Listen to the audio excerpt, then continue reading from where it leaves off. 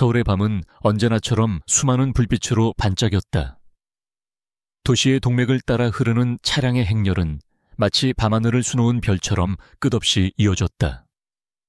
그 화려한 도시의 심장부에서 조금 벗어난 한적한 도로 위 낡았지만 단단해 보이는 국산 SUV 한 대가 조용히 미끄러지고 있었다. 운전대를 잡은 남자의 손은 굵고 투박했으며 며칠은 좋게 길렀을 거뭇한 수염이 그의 지친 표정을 더욱 짙게 만들었다. 그는 강지훈 대한민국 재계서열 최상위에 빛나는 제네시스 그룹의 회장이었지만 지금 그의 모습은 고된 하루를 마치고 집으로 돌아가는 평범한 가장, 혹은 그가 연기하고 있는 가난한 경호원 김진우 그 자체였다. 아빠, 우리 진짜 가야 해요. 재미없을 것 같은데. 뒷좌석에서 불만 섞인 목소리가 터져 나왔다.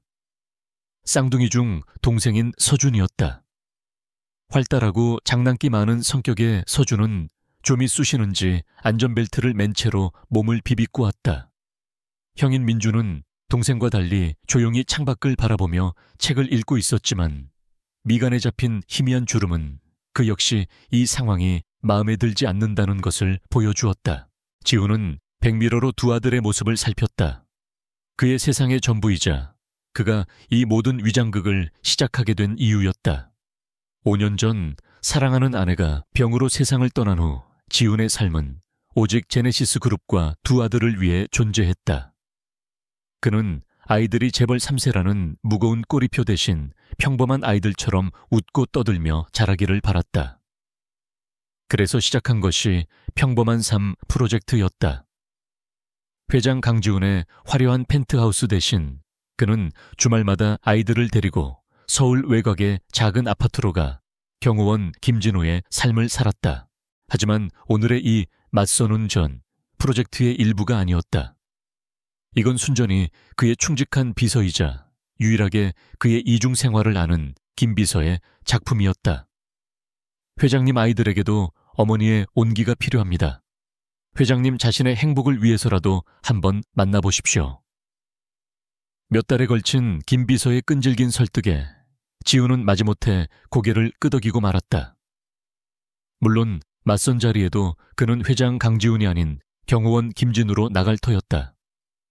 자신을 있는 그대로 봐줄 사람, 자신의 돈이나 지위가 아닌 두 아이의 아빠인 자신을 이해해줄 사람을 찾고 싶다는 신락 같은 희망 때문이었다.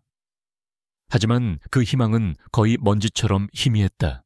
겨우이 다 왔어. 조금만 참아. 지훈이 나직하게 말하자 서준이 입을 삐죽 내밀었다. 근데 왜 경호원 아빠가 맞선을 봐요? 드라마에서는 부자 아저씨들만 맞선 보던데.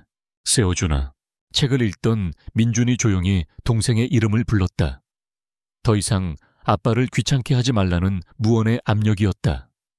지우는 희미하게 미소 지었다. 어린 나이에도 불구하고 민준은 언제나 속이 깊고 어른스러웠다. 차는 곧 서울에서 가장 호화롭기로 소문난 프렌치 레스토랑 르시엘의 입구에 섰다.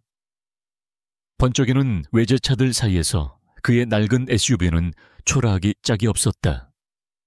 발렛 파킹 직원이 다가와 차 안을 힐끗 쳐다보며 미묘한 표정을 지었다. 아마도 이런 차를 몰고 르시엘에 오는 손님은 처음이었을 것이다. 지우는 익숙하다는 듯 담담하게 차 키를 건네고 아이들의 손을 잡고 내렸다. 우와, 아빠. 여기 진짜 비싸 보여요. 서준이 눈을 동그랗게 뜨고 레스토랑의 화려한 외관을 보며 감탄했다. 크리스털 샹들리에가 은은한 빛을 발하고 입구에 선 지배인은 완벽하게 재단된 턱시도를 입고 있었다. 지배인은 지훈의 허름한 재킷과 낡은 청바지를 위아래로 훑어보았지만 직업적인 미소를 잃지는 않았다. 예약하셨습니까, 손님? 김진우라는 이름으로 예약했습니다. 지배인이 잠시 태블릿을 확인하더니 고개를 끄덕였다. 아, 네. 확인되었습니다. 이쪽으로 안내해드리겠습니다. 그들이 안내된 곳은 레스토랑의 가장 구석진 자리였다. 다른 테이블들과는 화분들로 교묘하게 분리되어 있어 다른 손님들의 시선으로부터 자유로운 곳이었다. 이 또한 김 비서의 세심한 배려일 터였다. 지우는 아이들을 안쪽 소파에 앉히고 자신은 맞은편 의자에 앉았다. 테이블 위에는 정갈하게 세팅된 식기들이 놓여 있었다. 아빠, 나 이거 어떻게 써요? 서준이 포크와 나이프를 여러 개 늘어놓고는 난감한 표정을 지었다. 지우는 몸을 기울여 아이의 손의 가장 바깥쪽에 있는 포크를 쥐어주며 자상하게 설명해 주었다. 그 순간만큼은 그는 거대 기업을 호령하는 냉철한 승부사가 아니라 그저 두 아이를 둔 평범하고 조금은 서툰 아버지일 뿐이었다. 약속 시간에서 10분이 지났다. 여자는 아직 나타나지 않았다. 지우는 초조해하기보다는 오히려 안도했다.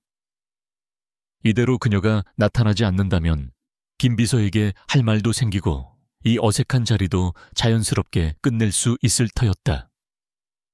그는 창밖을 바라보았다. 통유리 너머로 보이는 서울의 야경은 그가 매일 밤 자신의 펜트하우스에서 내려다보던 풍경과 다를 바 없었지만 지금 이 자리에서 보는 야경은 왠지 모르게 멀고 이질적으로 느껴졌다. 아빠, 저 사람인가 봐요. 민준의 작은 목소리에 지훈이 고개를 돌렸다. 레스토랑 입구에서 한 여자가 조심스럽게 주변을 두리번거리고 있었다.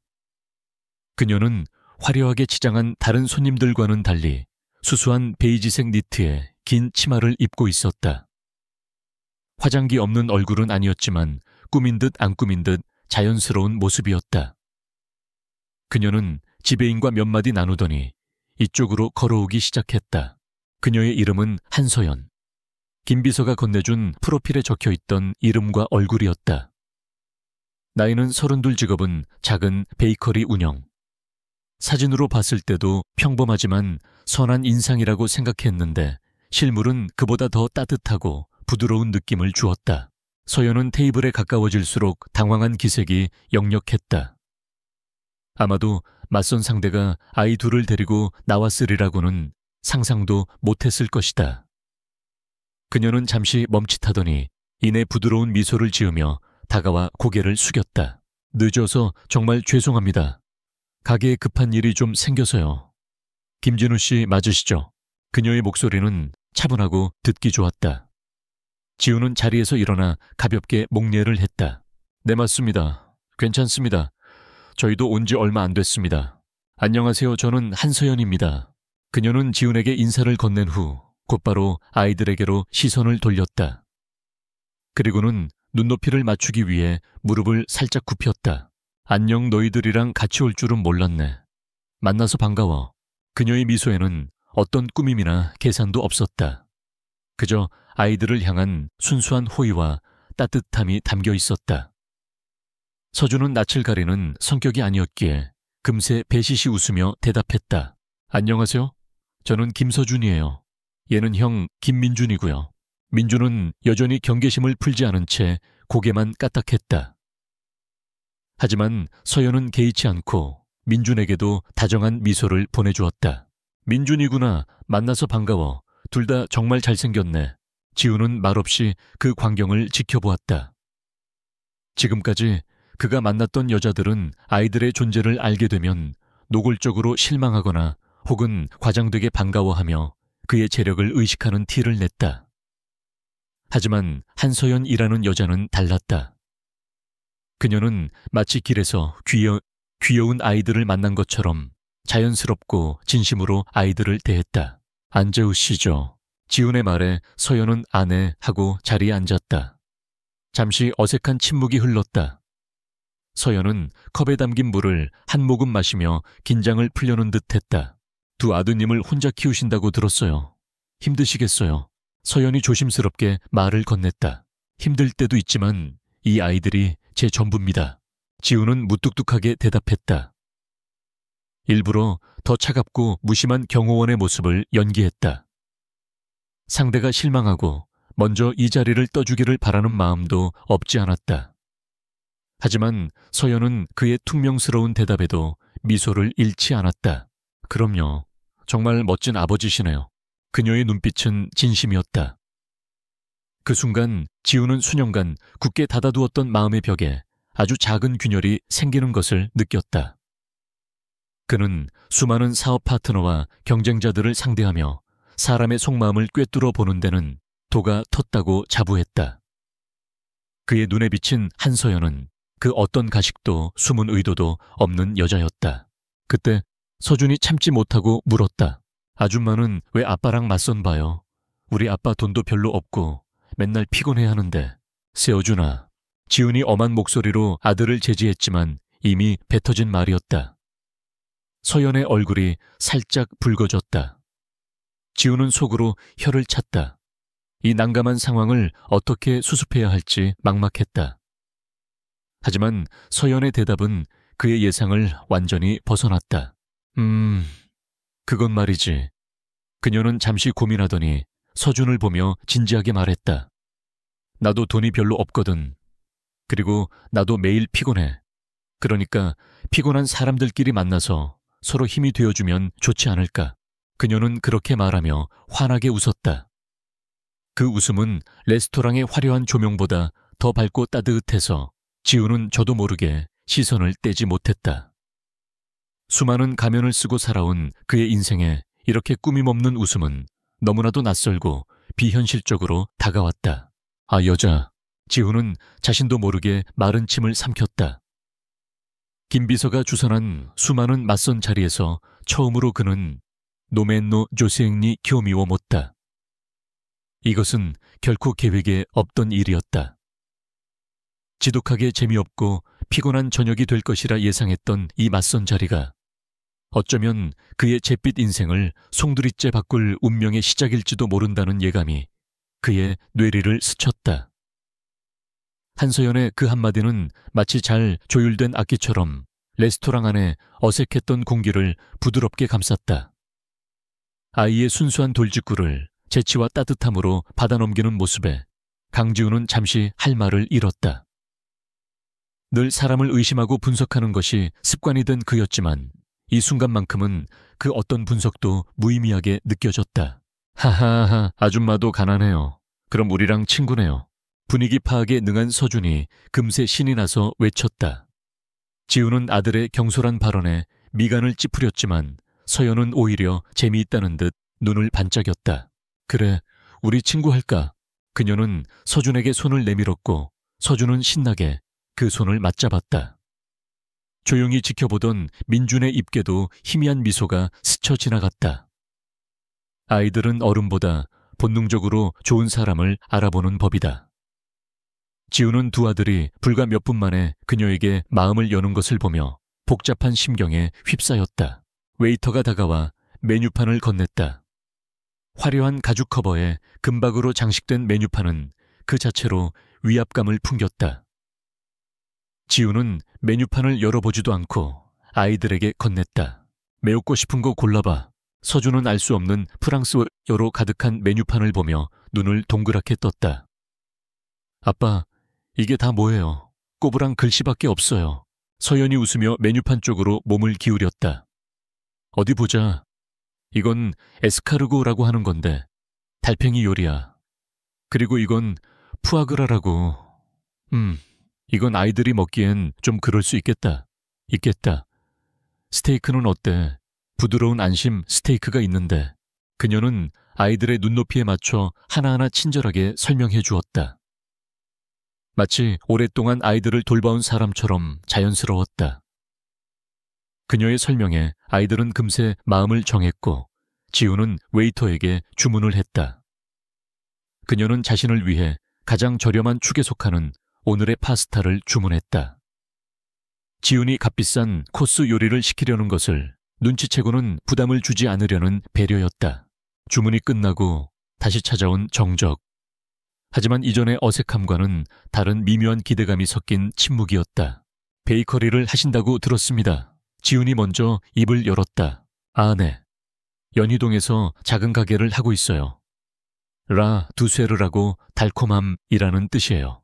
그녀는 자신의 가게 이야기를 하며 얼굴에 생기가 돌았다. 큰 가게는 아니지만 제가 직접 만든 빵이랑 케이크를 손님들이 맛있게 드실 때가 가장 행복해요. 혹시 단 거 좋아하세요? 아이들이 좋아합니다. 지우는 짧게 대답했다.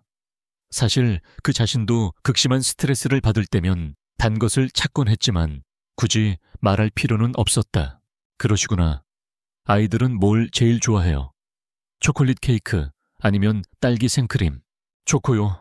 저는 초코가 제일 좋아요. 서준이 소리쳤다. 그렇구나. 나중에 한번 놀러와. 아줌마가 세상에서 제일 맛있는 초콜릿 케이크 만들어줄게. 서효연의 말에 서준은 거의 넘어갈 듯이 기뻐했다. 지우는 그 모습을 보며 생각했다. 그녀는 사람을 특히 아이들을 기쁘게 하는 방법을 아는 여자였다. 그것은 돈으로 살 수 없는 사람 자체가 가진 특별한 재능이었다. 김진우 씨는 경호원 일은 많이 힘드신가요? 서연이 조심스럽게 물었다. 세상에 힘들지 않은 일은 없겠죠. 그렇긴 하지만 늘 긴장하고 있어야 하는 일이잖아요. 위험할 때도 많을 것 같고요. 그게 제 일이니까요. 지우는 여전히 단답형으로 대답하며 자신과 그녀 사이에 보이지 않는 벽을 쌓았다. 하지만 서연은 그 벽 앞에서 물러서지 않고 오히려 그 벽을 조심스럽게 어루만지는 듯한 질문을 던졌다. 아이들 어머님은 일찍 여의셨다고 들었어요. 혼자서 두 아들을 키우는 게 보통 일이 아닐 텐데 정말 대단하세요. 아내의 이야기가 나오자 지훈의 표정이 순간 굳어졌다. 그의 사적인 영역, 특히 아내에 대한 이야기는 그 누구에게도 쉽게 허락하지 않는 성역이었다. 하지만 서연의 목소리에는 동정이나 호기심이 아닌 진심 어린 위로와 존중이 담겨 있었다. 2년 됐습니다. 지우는 잠시 망설이다 입을 열었다. 어떻게 시간이 갔는지도 모르겠습니다. 그러셨군요. 서연은 더 이상 묻지 않았다. 그녀는 그저 지훈의 눈을 바라보며 가만히 고개를 끄덕였다. 그 침묵과 눈빛이 100마디 말보다 더 큰 위로가 되었다. 지훈은 처음으로 누군가에게 자신의 상처를 아주 조금 내보였음에도 불구하고 후회스럽거나 불편하지 않았다. 오히려 무거운 돌덩이 하나를 내려놓은 듯한 기분마저 들었다. 같은 시각 서울의 심장부 테헤란로에 위치한 태양건설의 초고층 빌딩 최상층. 태양건설 부회장 박태석은 거대한 사무실 중앙에 떠있는 홀로그램 지도를 보며 만족스러운 미소를 짓고 있었다. 그는 완벽하게 다려진 최고급 수트를 입고 있었고 기름을 발라 빗어 넘긴 머리카락 한 올 흐트러짐이 없었다. 날카로운 눈매와 얇은 입술은 그의 냉혹하고 계산적인 성격을 그대로 보여주고 있었다. 부회장님 보고드립니다. 연희동 크리에이티브 지구 개발 프로젝트 부지 매입 현재 95% 완료되었습니다. 그의 앞에선 비서실장이 공손하게 보고했다. 박태석은 홀로그램 지도의 특정 부분을 손가락으로 확대했다. 나머지 5%는 뭐지? 몇몇 완고한 상인들입니다. 특히 이 코너에 위치한 작은 베이커리가 가장 큰 문제입니다. 비서실장이 지도 위에 작은 건물을 가리켰다.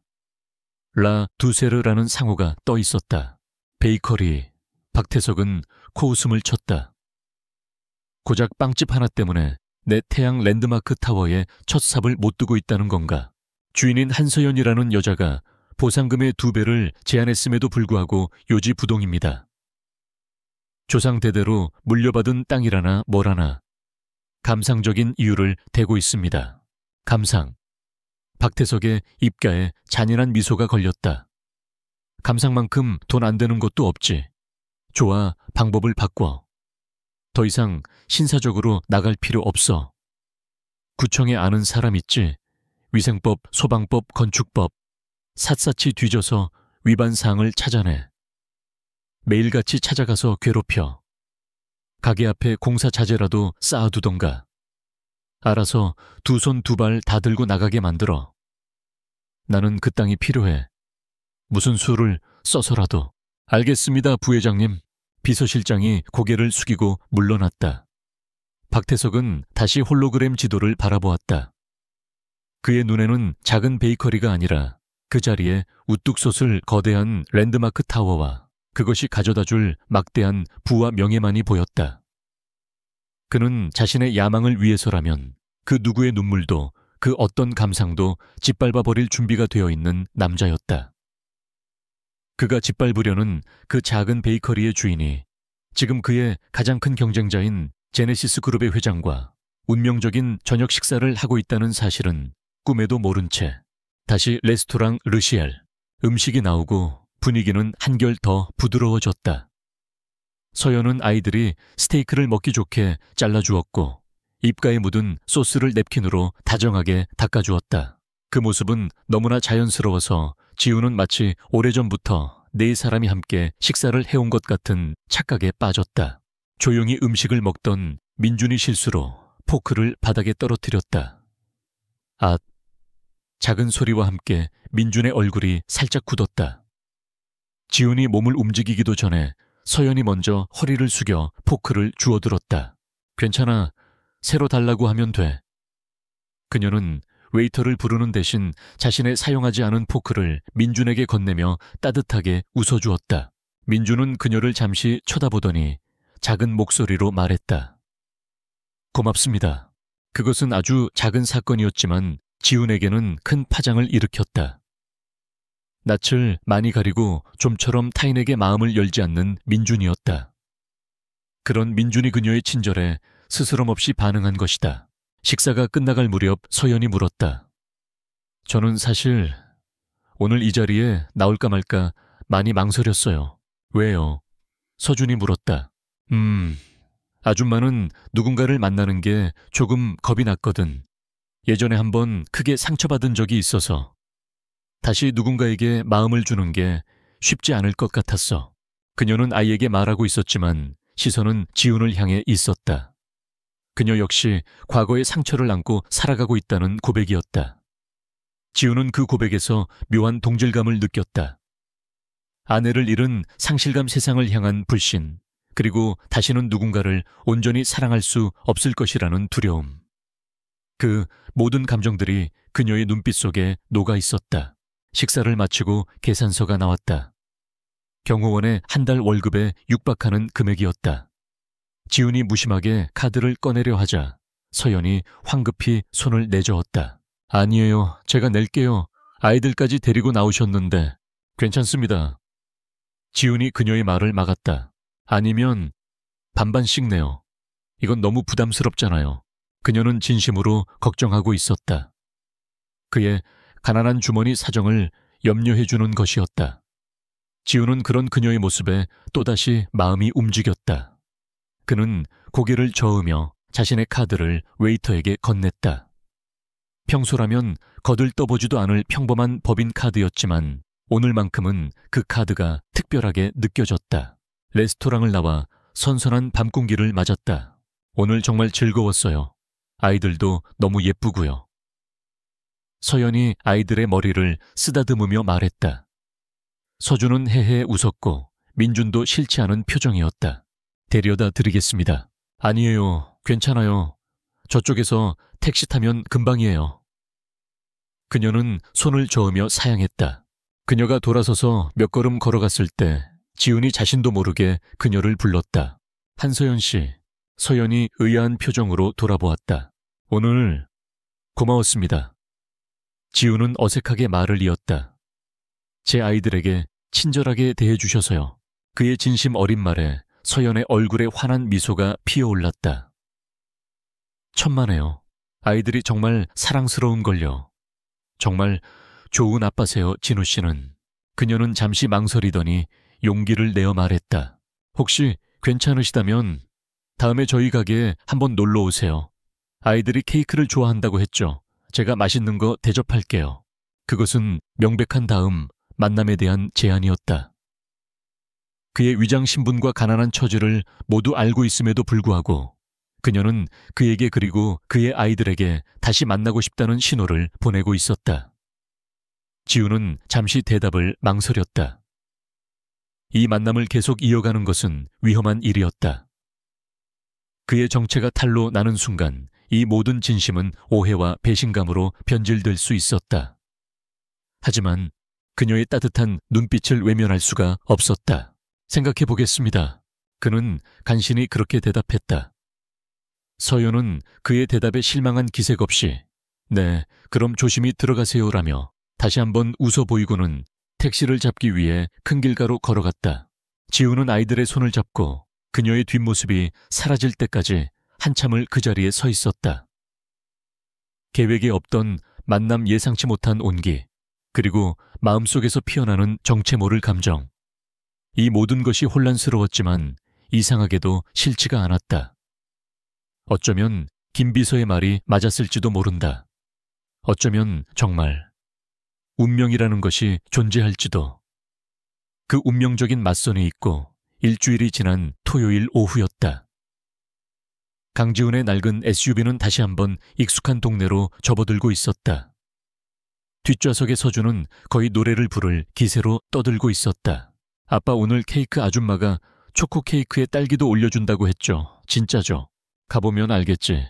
지훈은 무심하게 대답했지만 그의 입계에는 자신도 모르는 미소가 걸려 있었다.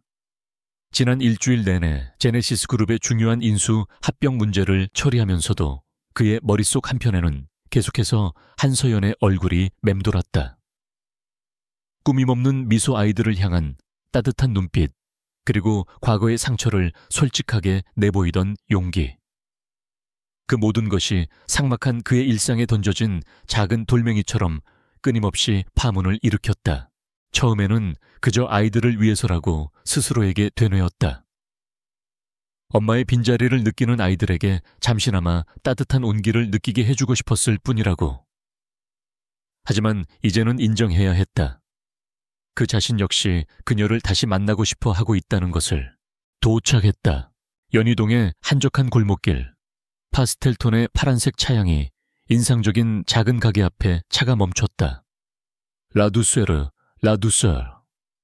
그녀의 가게는 이름처럼이나 달콤하고 아늑한 분위기를 풍겼다.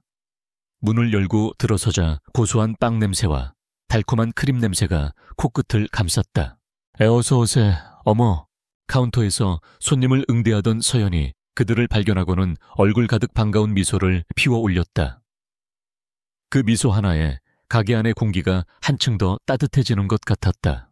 왔구나 아줌마가 너희들 기다리고 있었어. 서준은 곧장 카운터로 달려갔다. 진열장 안에는 약속대로 먹음직스러운 초콜릿 케이크가 놓여 있었고 그 위에는 싱싱한 딸기가 듬뿍 올라가 있었다. 서연은 서준의 케이크를 접시에 담아주며 조용히 다가온 민준에게는 작은 아몬드 타르트를 건넸다. 민준이는 너무 단 건 안 좋아할 것 같아서. 이건 별로 안 달고 고소해서 맛있을 거야. 민준을 유심히 관찰하고 그의 취향을 파악해낸 그녀의 세심함에 지훈은 또 한 번 놀랐다. 그녀는 지훈에게는 진한 아메리카노 한 잔을 내밀었다. 진우 씨는 왠지 단 커피보다는 쓴 커피를 좋아하실 것 같아서요. 그녀는 그들 가족에 대해 생각하고 기억하고 있었다. 지훈은 말없이 커피를 받아들었다. 커피의 쌉쌀한 향이 그의 복잡한 마음을 조금은 진정시켜주는 듯했다. 그들은 창가 구석의 작은 테이블에 자리를 잡았다. 아이들은 케이크를 먹느라 정신이 없었고 지훈과 서연 사이에는 편안한 침묵이 흘렀다. 그녀는 분주하게 가게 일을 하면서도 틈틈이 그들에게 시선을 보내며 미소를 지었다. 마치 오랫동안 알고 지낸 사이처럼 모든 것이 자연스러웠다. 가게가 참 예쁘네요. 지훈이 먼저 입을 열었다. 감사합니다. 원래는 아버지가 하시던 작은 서점이었어요. 아버지가 돌아가신 후에 제가 그분의 흔적을 지우고 싶지 않아서. 서점을 개조해서 베이커리로 만들었어요. 저 책장들도 다 아버지가 쓰시던 거예요. 그녀는 가게 한쪽 벽면을 가득 채운 낡은 책장을 가리켰다. 그 말에 지훈은 아내의 서재를 떠올렸다. 아내가 떠난 후 그는 그곳에 먼지 하나 건드리지 못하고 있었다. 그녀의 흔적을 지키고 싶다는 마음, 소중한 것을 잃은 사람만이 가질 수 있는 그 애틋한 감정을 서연 역시 공유하고 있었다. 보이지 않는 유대감이 그와 그녀 사이에 한 겹 더 쌓이는 순간이었다. 그렇게 평화로운 주말 오후가 흘러가고 있었다.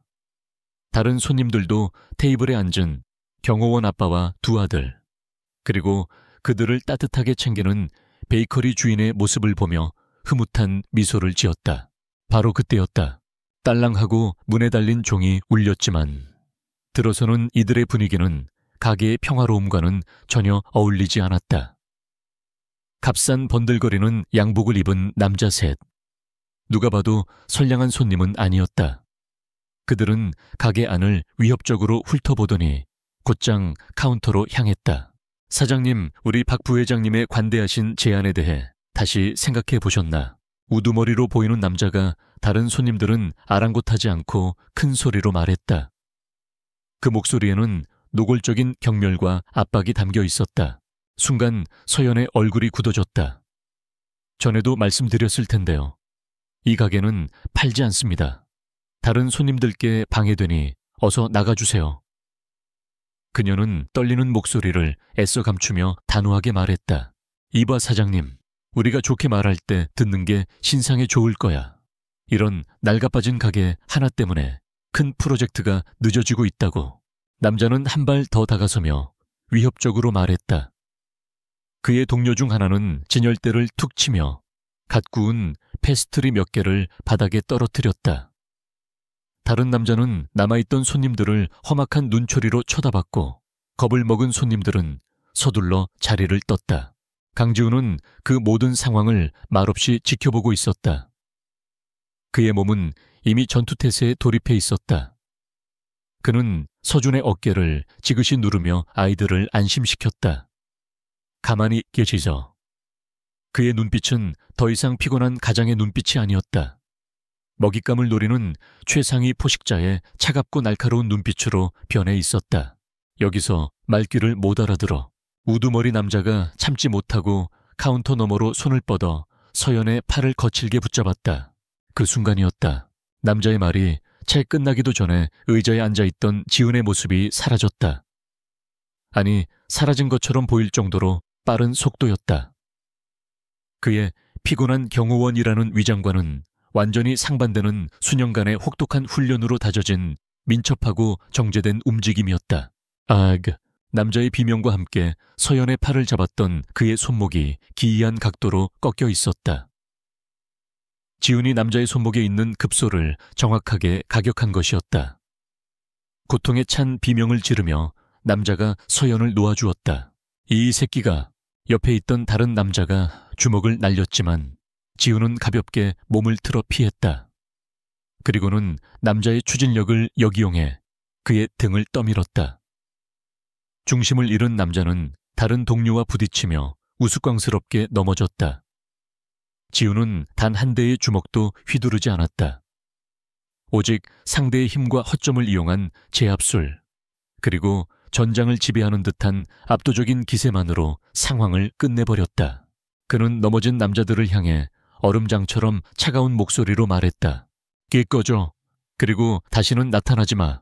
그 목소리에는 사람을 얼어붙게 만드는 힘이 있었다. 건달들은 온몸으로 깨달았다. 이 남자는 자신들이 감당할 수 있는 상대가 아니라는 것을. 그들은 겁에 질려 허둥지둥 서로를 부축하며 가게 밖으로 도망쳤다. 그중 바닥에 넘어졌던 남자가 황급히 일어나 도망치면서 주머니 속에 스마트폰을 꺼내 가게 안쪽에 서 있는 지훈의 얼굴을 재빨리 그리고 몰래 촬영했다.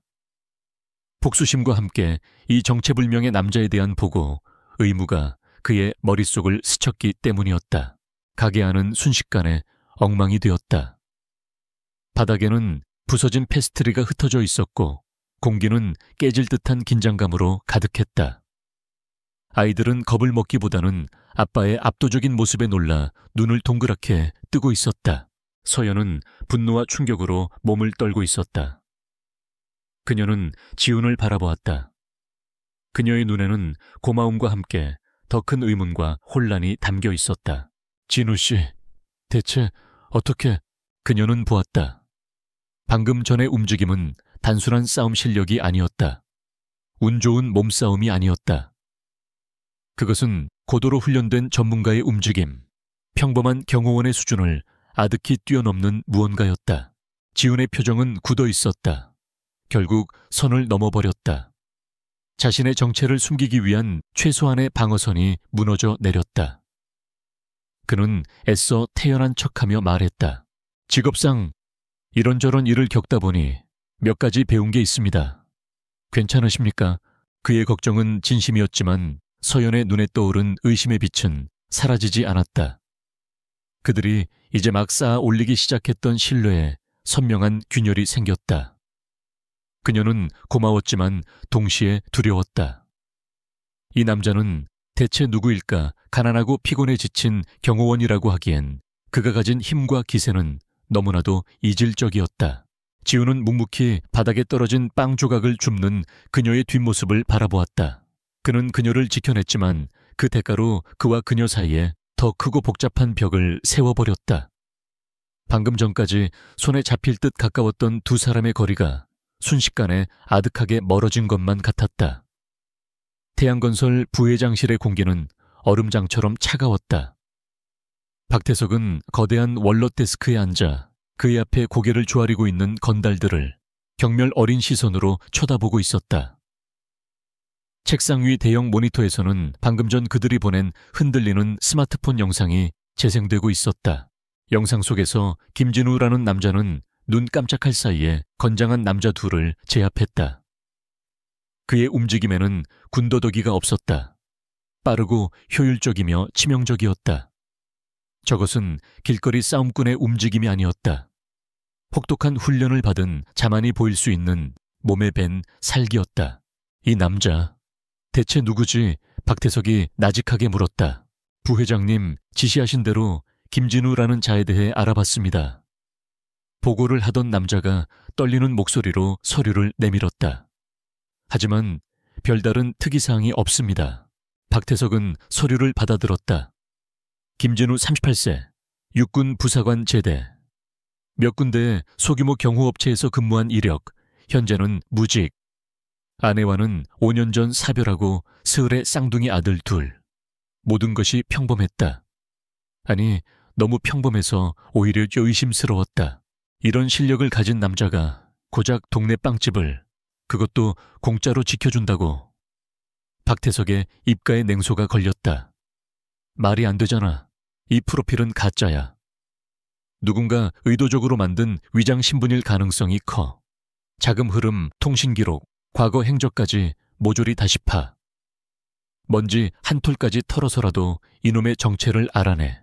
박태석은 본능적으로 느꼈다. 이 김진우라는 남자는 단순한 변수가 아니었다. 자신의 거대한 계획을 망가뜨릴 수 있는 위험한 존재일지도 모른다는 불길한 예감이 그의 등골을 스쳤다. 그는 비서실장을 호출했다. 한서연이라는 여자, 더 이상 구슬릴 필요 없어. 법적으로 행정적으로 압박할 수 있는 모든 수단을 동원해. 세무조사, 위생단속, 소음, 민원. 뭐든 좋아. 숨도 못 쉴 정도로 몰아붙여. 그 여자 스스로 무릎 꿇게 만들어. 박태석은 연희동의 그 작은 빵집과 정체불명의 사나이를 동시에 압박하기로 결심했다. 그의 야망에 거슬리는 것은 무엇이든 어떤 방법으로든 부숴버리는 것이 그의 방식이었다. 그로부터 며칠 후 라두세르의 아늑했던 공기는 차갑게 식어 있었다. 서연은 더 이상 빵을 구우며 행복한 미소를 짓지 못했다.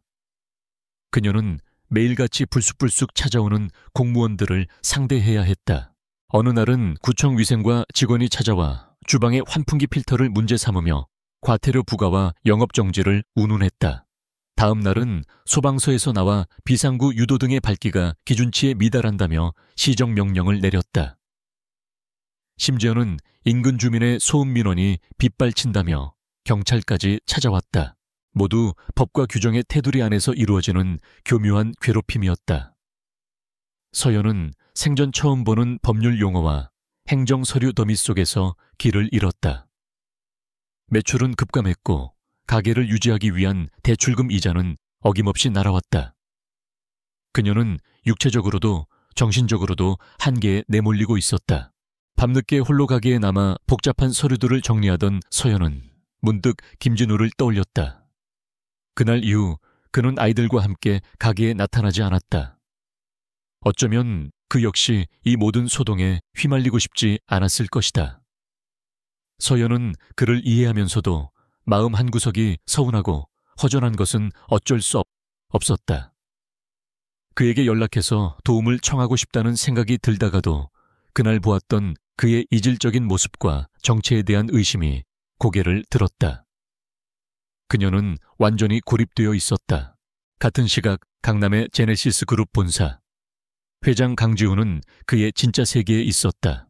그의 집무실이 아닌 외부에는 존재 자체가 알려지지 않은 지하 5층의 워룸 월룸. 사방의 벽면은 실시간으로 주가 변동 뉴스 속보 암호화된 데이터 흐름을 보여주는 스크린으로 가득 차 있었다. 그곳에는 강지훈과 그의 핵심 브레인들, 그리고 김 비서만이 존재했다. 지난 48시간 동안 제네시스 바이오의 주가가 15% 급락했습니다. 공매도 세력의 조직적인 공격으로 보입니다. 동시에 저희가 개발 중이던 차세대 배터리 기술의 핵심 정보가 경쟁사인 이노테크로 유출된 정황이 포착되었습니다. 회장님을 비방하는 악의적인 기사들이 해외 언론사를 통해 유포되고 있습니다. 모두 익명의 제보를 바탕으로 한 교묘한 허위 사실들입니다. 보고는 쉴 새 없이 이어졌다. 강지훈은 눈을 감고 모든 정보를 머릿속에서 조합했다. 이것은 우연이 아니었다. 주가 공격, 기술 유출, 여론 조작. 모든 것이 한 지점을 향해 치밀하게 조율된 공격이었다. 공매도 자금의 출처를 추적해. 강지훈이 차갑게 명령했다. 기술 유출 경로도 파악하고 언론사에 정보를 제보한 익명의 제보자가 누군지도 알아내.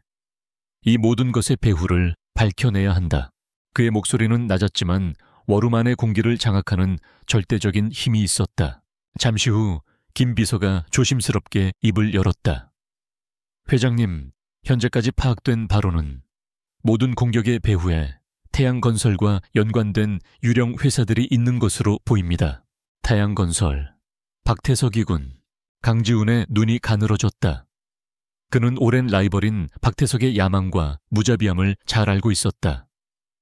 제네시스 그룹을 향한 전면적인 공격이 시작된 것이다. 그는 거대한 전쟁의 한복판에 서 있었다. 하지만 그의 머릿속에는 회사의 위기만큼이나 연희동의 작은 빵집에서 홀로 싸우고 있을 한 여자의 얼굴이 떠올라 마음을 무겁게 짓눌렀다. 회사에 대한 공격은 익숙한 전쟁이었지만 그녀를 향한 공격은 그의 가슴을 뒤흔드는 개인적인 위협으로 다가왔다. 그날 밤 지훈은 자신의 거대한 펜트하우스에서 잠 못 이루고 있었다. 그는 자신이 그녀의 가게에서 소란을 피운 것이 박태석의 심기를 건드려 그녀를 더 큰 위험에 빠뜨렸을지도 모른다고 자책했다. 그는 김진우로서 그녀에게 다가갈 수 없었다. 그것은 그녀의 의심을 더욱 키울 뿐이었다. 하지만 회장 강지훈으로서라면 그녀를 도울 수 있었다. 그림자 속에서 지훈은 인터폰으로 김 비서를 불렀다. 김 비서, 연희동의 라두세르라는 베이커리 말이야. 아무래도 여러 행정적인 어려움을 겪게 될 것 같군. 네, 회장님. 김 비서는 이미 모든 것을 파악하고 있었다. 우리 법무팀 말고 외부에서 중소상공인 관련 소송에서 가장 유능한 로펌을 찾아 소상공인을 후원하는 익명의 독지가의 이름으로 그 가게의 법률 대리를 맡도록 해. 모든 비용은 내가 지불한다. 어떤 상황에서도 내 이름이 언급되어서는 안 돼. 알겠습니다, 회장님. 즉시 처리하겠습니다. 강지훈은 전화를 끊고 통유리창 너머 서울의 야경을 바라보았다. 그는 자신의 막강한 힘을 사적인 복수나 과시가 아닌 그가 지키고 싶은 사람을 위한 방패로 사용하기로 결심했다. 비록 그녀는 그 사실을 영원히 모르게 될지라도 다시 라두쉐르, 서연은 이제 모든 것을 포기해야 할지도 모른다는 생각에 잠겨 있었다. 테이블 위에는 각종 고지서와 시정명령서들이 산더미처럼 쌓여 있었다. 그녀의 눈에는 눈물이 그렁그렁 맺혀 있었다. 딸랑, 가게 문이 열렸다. 서연은 지친 눈으로 입구를 바라보았다. 깔끔한 정장을 입은 한 남자가 서 있었다. 한서연 사장님 되십니까? 네, 그런데요. 저는 법무법인 정인의 최민호 변호사라고 합니다. 남자는 정중하게 고개를 숙이며 명함을 건넸다. 정기는 대기업의 갑질에 맞서 싸우는 중소상공인들의 수호자로 유명한 국내 최고의 로펌이었다. 저를 무슨 일로 저희 법무법인은 대기업의 부당한 인수 합병 시도로부터 소상공인을 보호하는 것을 목표로 하는 한 재단의 후원을 받고 있습니다. 재단 측에서 사장님의 소식을 듣고 사장님께서 겪고 계신 모든 법률적 문제에 대해 저희가 무상으로 변호를 제공해드리라는 연락을 받았습니다. 서연은 자신의 귀를 의심했다. 무상, 변호요 누가, 왜? 후원자께서는 익명을 원하셨습니다. 그저 묵묵히 자신의 가게를 지키려는 사장님과 같은 분들을 응원하고 싶을 뿐이라고 전해달라 하셨습니다. 최 변호사의 말은 한 줄기 빛처럼 서연의 어두운 마음에 파고들었다.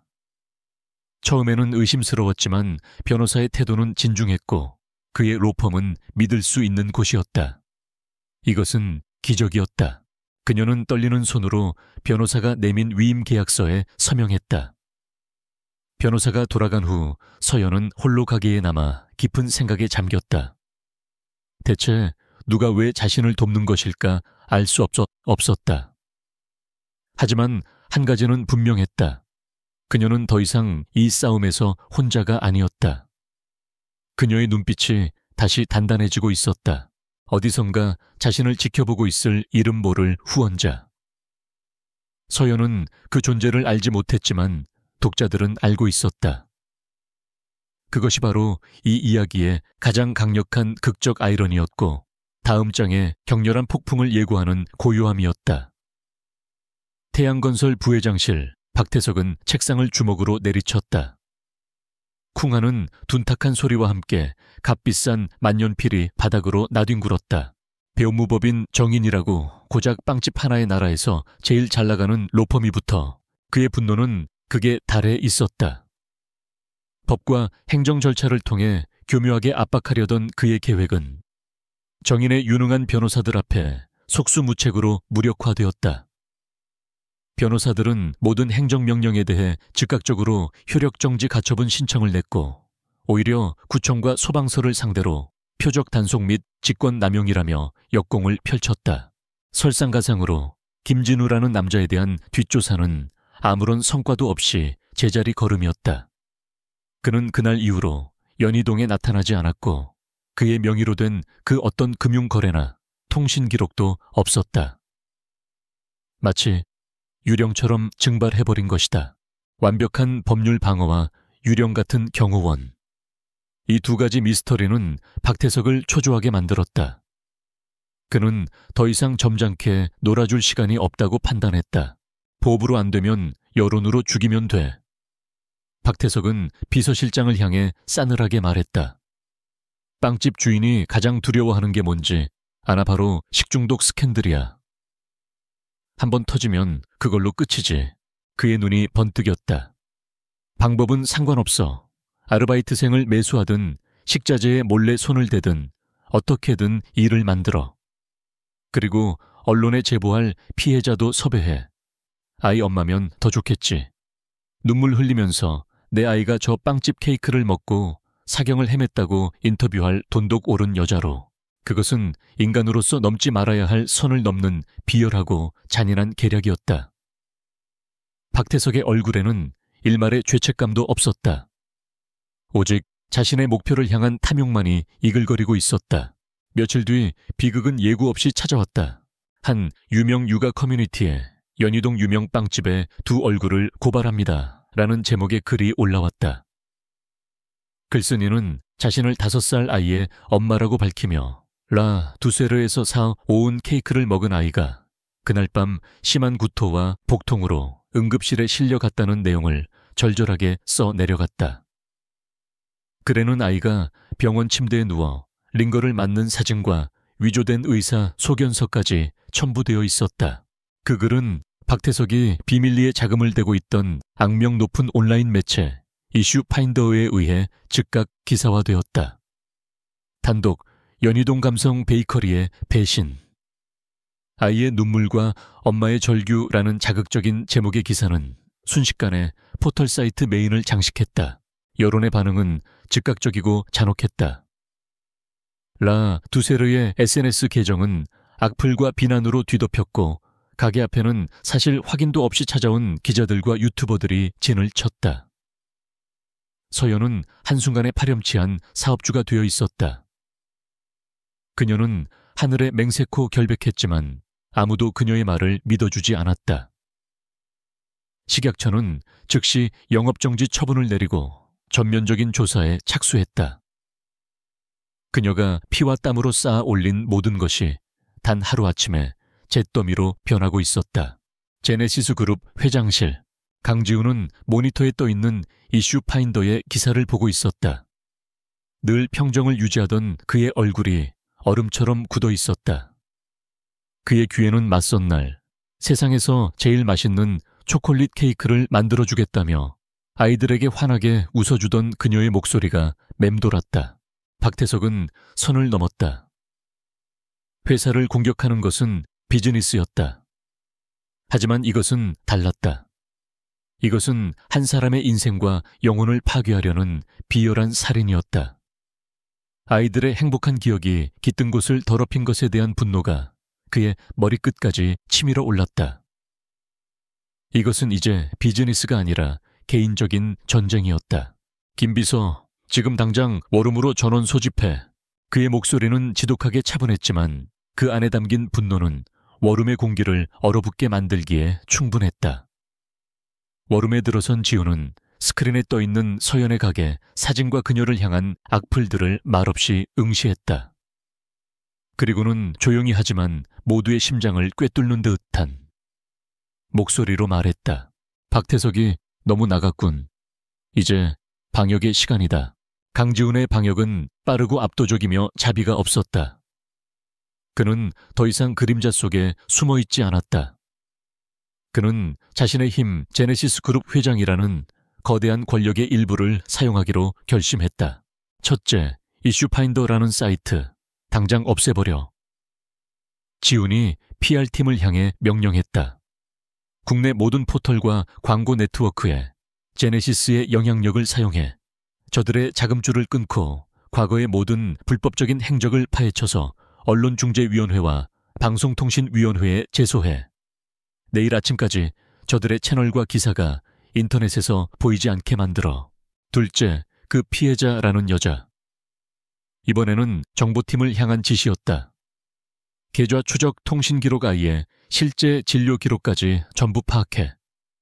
돈을 받았을 게 분명해. 증거를 찾아내. 셋째, 김비서. 지훈이 마지막으로 김비서를 바라보았다. 식약처장에게 연락해. 공식 라인이 아니라 개인적인 라인으로. 제네시스 그룹 회장이 라 두세르 사건에 개인적인 관심을 가지고 있으며 공정하고 신속한 조사를 요청한다고 전해. 그리고 매수당한 식자재 납품업자도 찾아내. 내 앞에 데려와. 그것은 가난한 경호원 김진호는 상상조차 할 수 없는 압도적인 힘의 과시였다. 그는 더 이상 방어하지 않았다. 그는 적의 심장을 향해 직접 칼을 겨누었다. 결과는 즉각적으로 나타났다.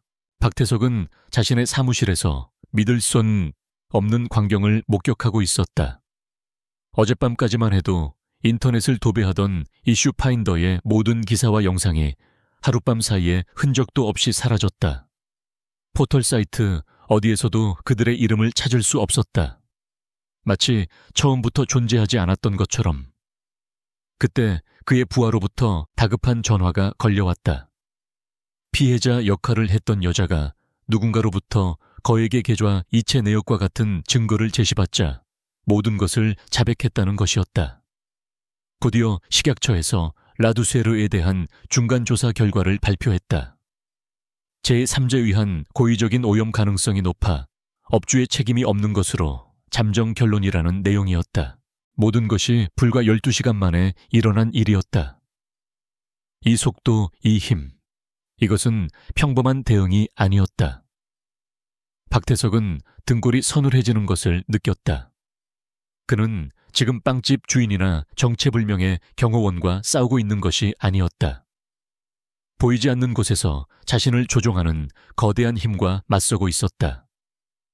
그는 처음으로 미지의 상대에게 공포를 느꼈다.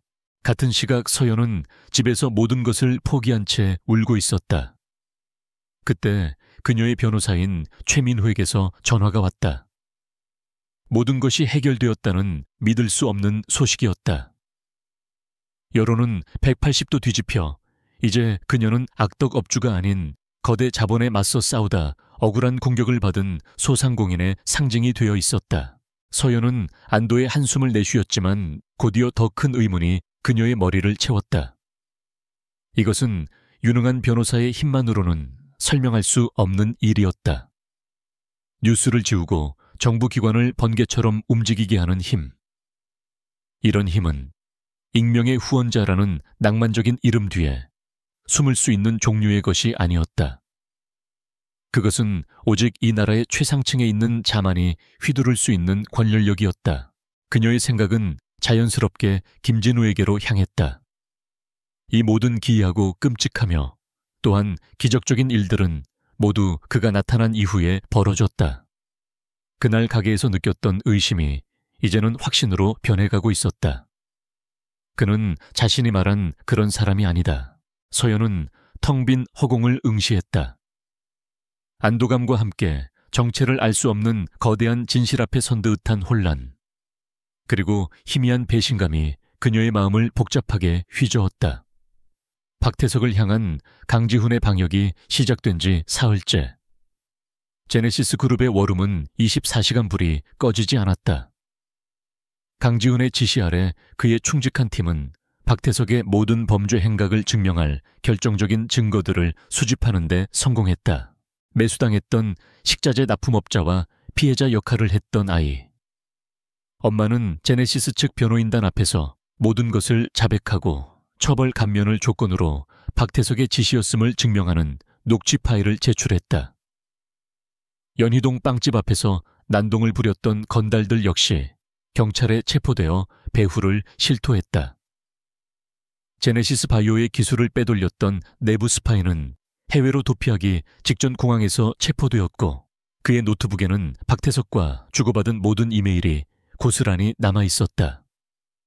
주가 조작에 사용된 자금 흐름의 최종 종착지가 박태석의 페이퍼 컴퍼니라는 사실까지 완벽하게 밝혀졌다.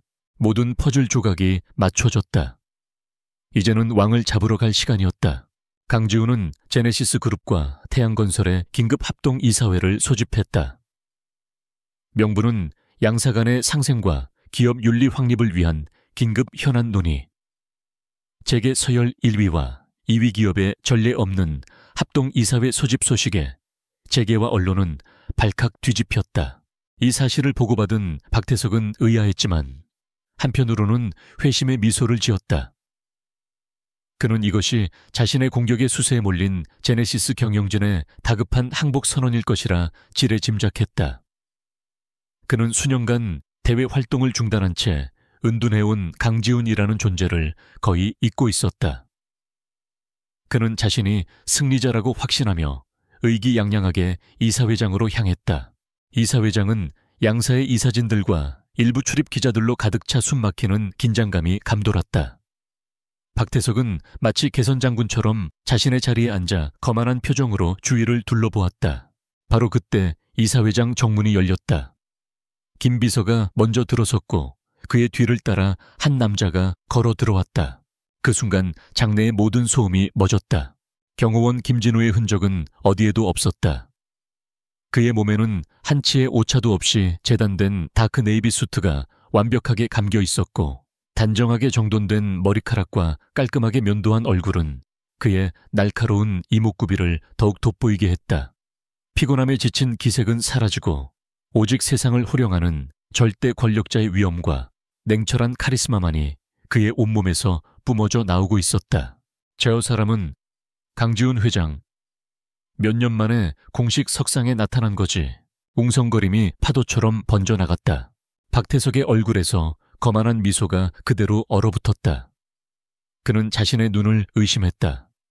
저 얼굴, 연희동 빵집의 영상에서 봤던 무직 경호원이라고 보고받았던 바로 그 얼굴이었다.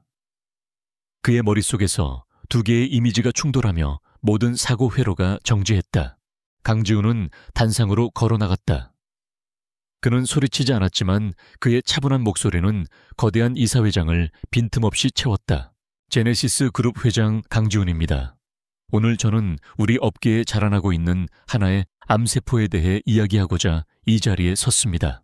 그의 말이 끝나기 무섭게 등 뒤의 거대한 스크린에 영상과 자료들이 차례로 나타나기 시작했다. 첫 번째는 라두세르 에서 난동을 부린 건달들의 자백 영상이었다. 그들은 박태석의 이름을 정확히 언급하며 그의 지시였음을 실토했다. 두 번째는 박태석의 페이퍼 컴퍼니에서 피해자, 엄마와 식자재 납품업자에게 거액이 송금된 은행 기록이었다. 세 번째는 제네시스 내부 스파이가 박태석의 비서실과 주고받은 이메일 내역과 기술 유출의 상세한 과정이었다. 마지막으로 제네시스 바이오의 주가를 조작했던 공매도 자금의 흐름도가 스크린을 가득 채웠다. 모든 화살표의 끝은 단 한 사람 박태석을 가리키고 있었다. 증거는 반박할 수 없을 만큼 명백하고 압도적이었다. 박태석의 얼굴은 백지장처럼 하얗게 질려갔다. 그는 거짓말이야, 전부 조작된 거라고 소리치려 했지만 목소리는 나오지 않았다. 강지훈은 마지막 일격을 날렸다. 그는 박태석을 똑바로 응시하며 말했다. 이것은 비즈니스 경쟁이 아닙니다. 이것은 범죄입니다. 작은 가게의 주인을 향한 범죄이며 우리 회사를 향한 범죄이고 시장 경제의 근간을 흔드는 추악한 범죄입니다. 당신의 탐욕이 당신의 눈을 멀게 했고 이제 그 탐욕이 당신을 파멸시킬 것입니다. 강지훈의 말이 끝나자마자 밖에서 대기하고 있던 검찰 수사관들이 이사회장으로 들이닥쳤다. 그들은 곧장 박태석에게 다가갔다. 박태석 씨, 특정 경제범죄, 가중처벌 등에 관한 법률 위반 및 업무 방해 등의 혐의로 긴급 체포합니다. 수사관들이 그의 양팔을 붙잡고 수갑을 채웠다. 기자들의 카메라 플래시가 미친 듯이 터져 나왔다. 길고 길었던 싸움의 막이 내리는 순간이었다. 그날 저녁, 박태석의 구속 소식은 대한민국 전체를 뒤흔들었다.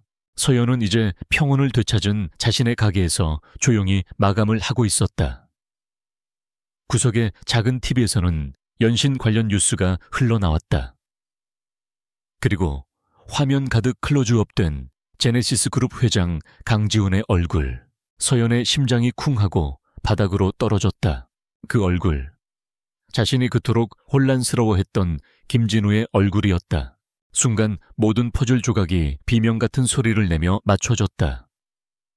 전문가 수준의 격투 실력, 국내 최고의 로펌에서 온 변호사, 하룻밤 사이에 인터넷에서 증발해버린 스캔들 기사. 그 모든 기적과도 같았던 일들의 배후. 바로 그였다. 딸랑. 가게 문에 달린 종이 울렸다. 서연은 기계적으로 고개를 돌렸다. 그곳에 뉴스 화면에서 막 튀어나온 듯한 모습의 강지훈이 서 있었다. 낮에 입었던 바로 그 값비싼 수트 차림이었다.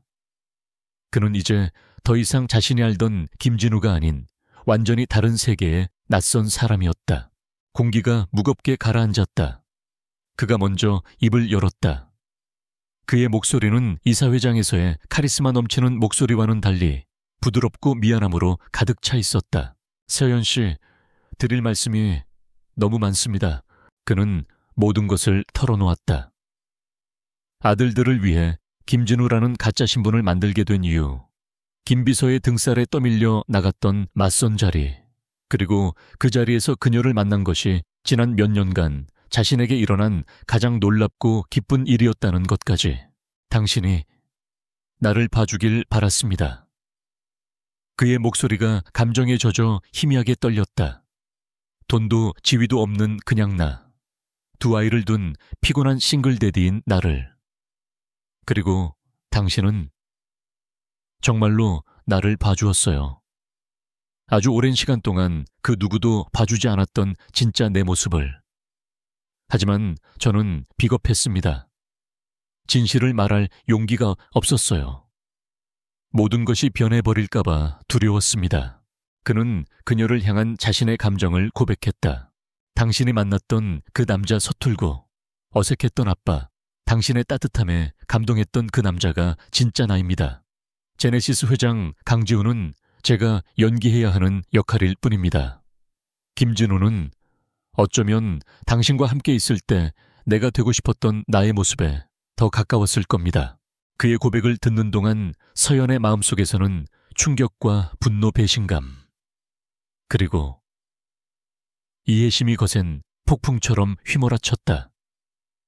그녀는 아이들을 바라보던 그의 자상한 눈빛, 자신이 위험에 처했을 때 그의 눈에 서렸던 진심 어린 걱정, 그가 건넸던 조용한 감사의 인사를 떠올렸다. 그것들은 연기가 아니었다. 그럼 전부 거짓말이었나요? 서연의 목소리가 가늘게 떨렸다. 아니요. 그가 단호하게 대답했다. 당신을 향한 내 마음은 단 한순간도 거짓인 적이 없었습니다. 처음부터 온전한 진실은 오직 그것 하나뿐이었습니다. 그는 변명하지 않았다. 그는 그저 자신의 모든 것을 드러내고 그녀의 심판을 기다렸다. 그는 그녀에게 다가서지 않고 그녀가 생각할 공간을 주었다. 이야기의 클라이맥스가 끝났다. 이제 남은 것은 그녀의 마음이 내릴 마지막 판결뿐이었다. 서연은 아무 말도 하지 못하고 그를 바라보았다. 그녀의 얼굴 위로 스쳐 지나가는 수만 가지 감정. 최종장의 막이 오르기 전 무대 위에는 무거운 침묵만이 감돌고 있었다. 가게 안의 침묵은 너무나도 무거워서 서로의 심장 소리가 들릴 정도였다. 강지우는 모든 것을 내려놓은 사람처럼 그저 서연의 처분만을 기다리고 있었다. 그의 눈빛에는 후회나 변명이 아닌 오직 진심과 간절함만이 담겨 있었다. 서연의 머릿속에서는 지난 몇 주간의 일들이 폭풍처럼 휘몰아쳤다. 어색했지만 설렜던 첫 만남. 아이들의 케이크 취향까지 기억해주던 그의 세심함. 위험한 순간에 망설임 없이 자신을 감싸던 단단한 등. 그리고 정체를 알 수 없는 누군가가 보내주었던 기적과도 같은 도움들. 물론 상처받았다. 거대한 거짓말에 속았다는 생각에 배신감도 들었다. 하지만 그녀는 스스로에게 물었다. 그가 연기한 가난한 경호원 김진호는 완벽한 거짓이었을까? 아니다. 그가 보여준 모습 속에는 분명한 진실이 있었다. 아이들을 향한 서툴지만 깊은 사랑, 자신의 상처를 어루만져 주었을 때 고마워하던 눈빛, 그녀의 작은 친절에 감동하던 모습. 그것들은 돈이나 지위로 만들어낼 수 없는 한 인간의 맨얼굴이었다. 어쩌면 그는 그녀를 속이려던 것이 아니라 그 자신과 아이들을 지키기 위해 필사적으로 만든 방패 뒤에 숨어 있었던 것일지도 모른다. 회장이라는 무거운 갑옷을 벗고 상처받기 쉬운 맨몸으로 세상에 서고 싶었던 한 남자의 절박한 몸부림이었을지도. 시간이 필요해요. 오랜 침묵 끝에 서연이 간신히 입을 열었다. 그녀의 목소리는 아직도 미세하게 떨리고 있었다. 너무 복잡하고 혼란스러워요. 일단은 돌아가 주세요. 그것은 거절이 아니었다. 생각할 시간을 달라는 유예였다. 강지우는 고통스러운 표정을 애써 감추며 천천히 고개를 끄덕였다.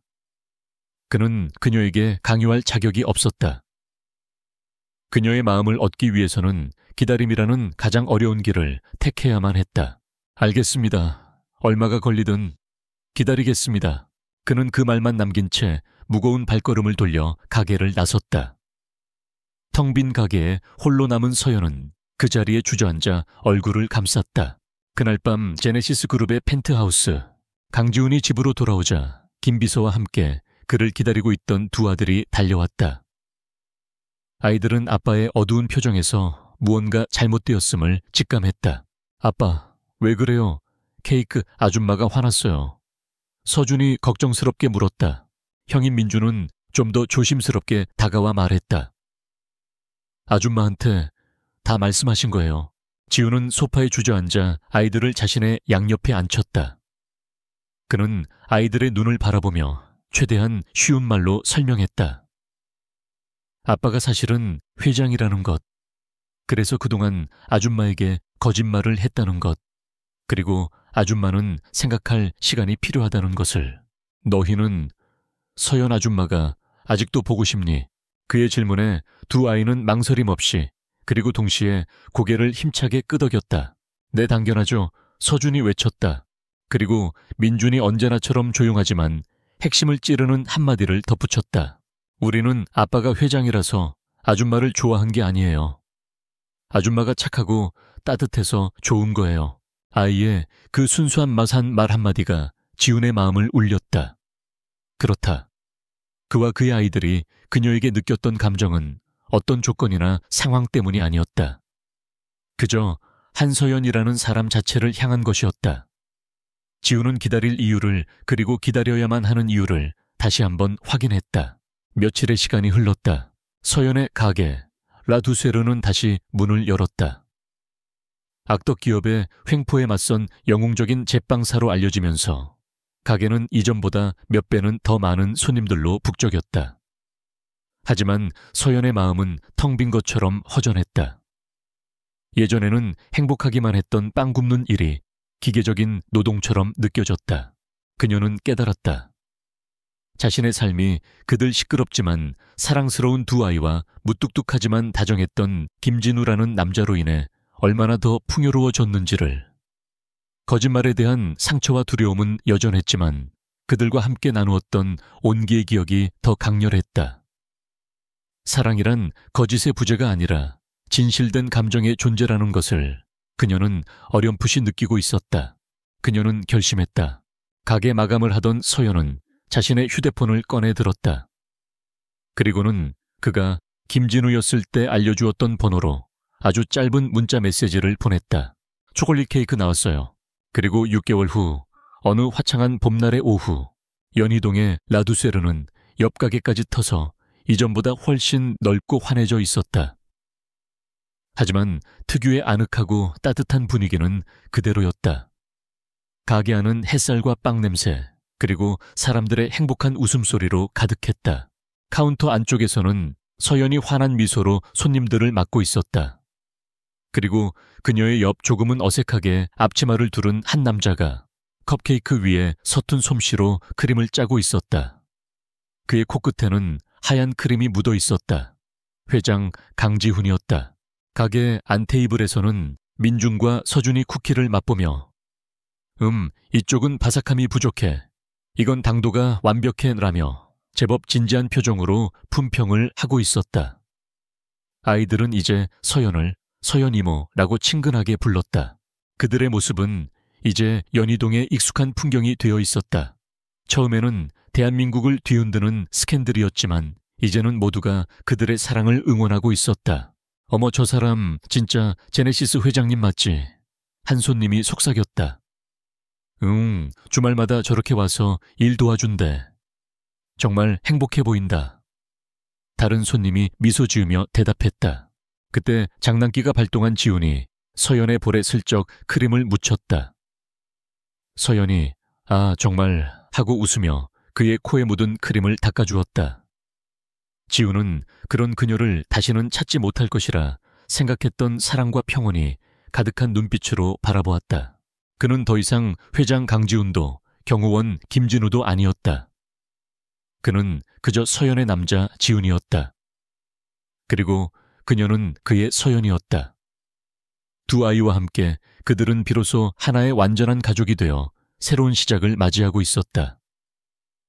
운명은 그렇게 가장 예상치 못한 모습으로 찾아와 가장 완벽한 그림을 완성했다.